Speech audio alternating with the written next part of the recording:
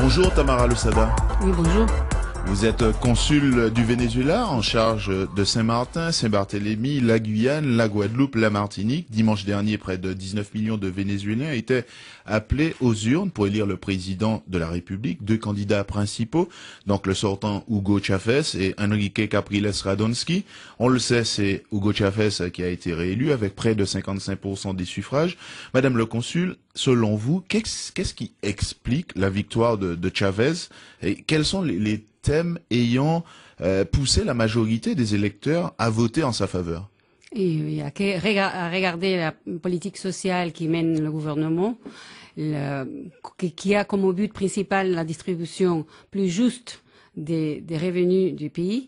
Donc Chavez a développé pendant ces 14 dernières années une politique pour le développement économique du pays, pour la souveraineté alimentaire, pour les plans des logements, améliorer l'éducation et la santé. Et on connaît tous les missions qui ont été mises en place au Venezuela. Et cela fait que la plupart des gens qui ont bénéficié de cette politique sociale, bien évidemment, veulent que Chavez reste au gouvernement. Alors pour cette élection, on a noté une forte participation des électeurs. Est-ce que on doit comprendre que les partis politiques ont mobilisé encore plus que d'habitude les électeurs pour ce rendez-vous? Oui, bien sûr. C'était un enjeu, les élections, parce que c'était porté sur la continuation de Chavez au gouvernement ou pas. Donc, un changement des routes. Et c'est pour ça que les gens ont participé. C'est historique au Venezuela. C'est plus de 90% des électeurs qui ont participé aux élections. C'est-à-dire, c'est beaucoup. Parce que auparavant, les gouvernements étaient élus avec une participation de 30% de la population inscrite.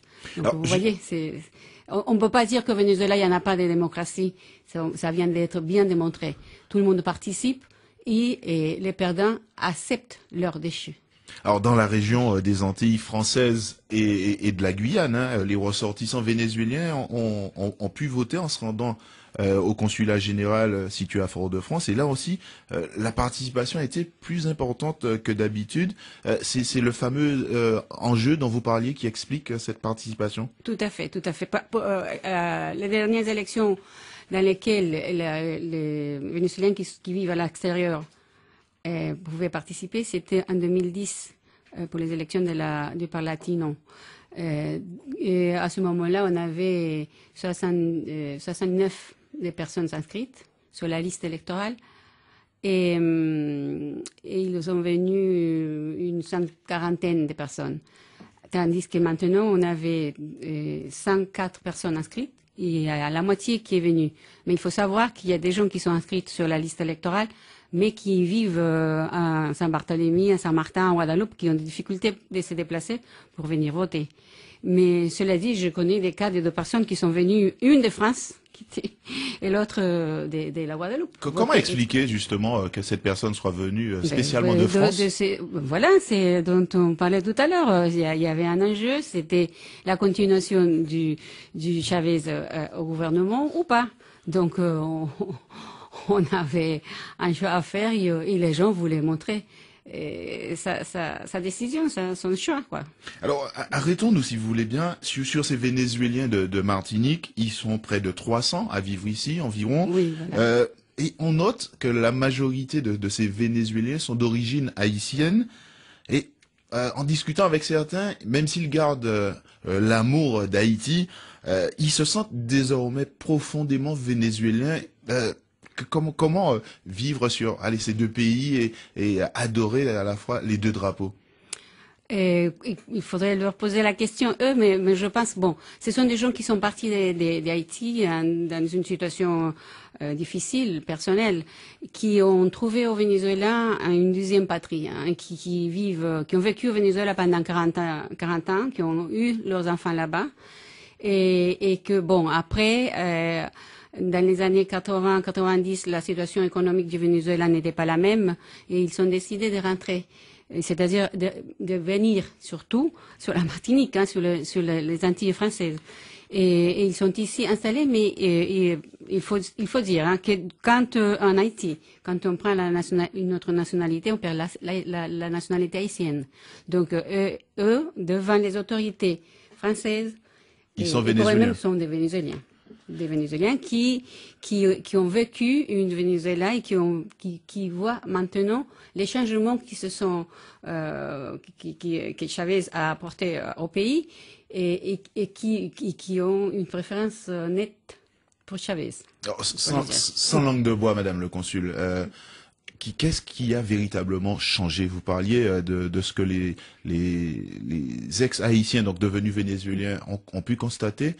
Qu'est-ce qui a changé depuis la prise du pouvoir par Hugo Chavez? Écoutez, les pays, c'est un autre pays. Nous avons vécu pendant les années, je viens de vous dire, 80, 90, une situation économique, un pays qui était endetté, et les gens crevaient de faim. Hein. On le croit pas parce que le Venezuela c'est un pays riche, mais la richesse était mal distribuée.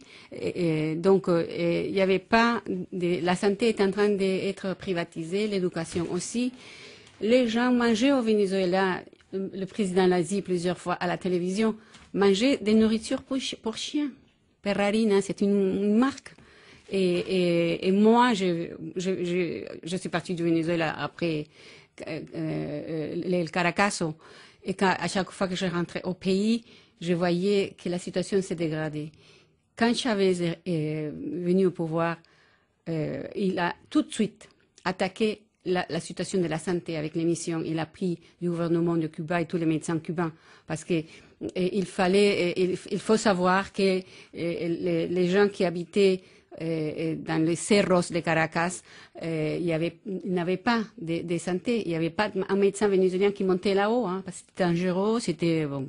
Donc dans les alentours de Caracas, accès difficile pour les médecins. Bien sûr, bien sûr. Et ce sont les médecins cubains qui sont allés, qui se sont engagés. Il y a eu des médecins qui sont morts, hein, qui en sont morts. Parce qu'il y a la délinquance, bien sûr. Il y a même des attaques avec une origine douteuse et qui risquent leur vie pour faire ça. Et pour l'éducation, c'était pareil. L'éducation est en train d'être privatisée. Les gens, il fallait qu'ils payent dans les écoles publiques. Il fallait qu'ils payent pour l'inscription. Et Chavez a mis fin à tout ça. À tout. Alors, durant la campagne, justement, Hugo Chavez a développé un programme de mandature pour 2013-2019 avec 5 grands volets, avec une priorité avancée par le candidat qui sera donc investi à partir du 1er janvier, le président sortant, renforcer l'indépendance de la République vénézuélienne. Et là, il entend décliner ce projet sur plusieurs axes. Oui, et lui, il a fixé 5 objectifs historiques, il les appelle comme ça. Et le premier, c'est celui dont vous venez faire mention. Et cela, bien sûr, passe par le développement économique, par le développement scientifique et technologique. Parce que nous ne pouvons pas avoir une indépendance si nous dépendons économiquement ou que nous, par exemple, pour cultiver, par exemple, les riz, le maïs au Venezuela, il fallait acheter les semences à l'extérieur. Des semences qui ont une patente, je ne sais pas comment dire ça en français, qui appartient à quelqu'un et il fallait avoir la permission pour pouvoir l'acheter. Chavez a initié une politique pour la création de nos propres semences pour pas dépendre développement agricole important et scientifique. Nous venons avec la Chine de mettre les 12e satellites à l'espace. En orbite, à l'espace. Et c'est là, ce n'est pas seulement qu'on achète de la technologie, des machines, non. Il y a un échange de connaissances. Les ingénieurs vénézuéliens sont en train de se former en Chine pour que ça devienne à nous seulement la manipulation, la direction. Acquisition des expertises. Voilà, pour pouvoir nous-mêmes développer cette technologie-là. Alors, venons-en aux relations entre le Venezuela et la Martinique. On pourrait dire que pour l'heure, il y a principalement la culture, le sport, et puis on note que depuis l'année dernière, entre l'Université des Antilles et de la Guyane, il y a déjà les première réunion pour une future collaboration, coopération? Oui, tout à fait, tout à fait. Il faut savoir que le consulat du Venezuela a été créé en 1841. En Martinique. En Martinique. Et donc voilà, c'est un consulat très ancien. Et à ce moment-là, les échanges commerciaux entre le Venezuela et la Martinique étaient très forts. Et on a dû nommer ces consuls pour qu'ils veillent sur les affaires. Et c'est vrai, maintenant, depuis l'année dernière, il y a eu des réunions entre l'Université bolivarienne du Venezuela et l'Université de la Guyane et les Antilles pour arriver à un accord d'échange de formation.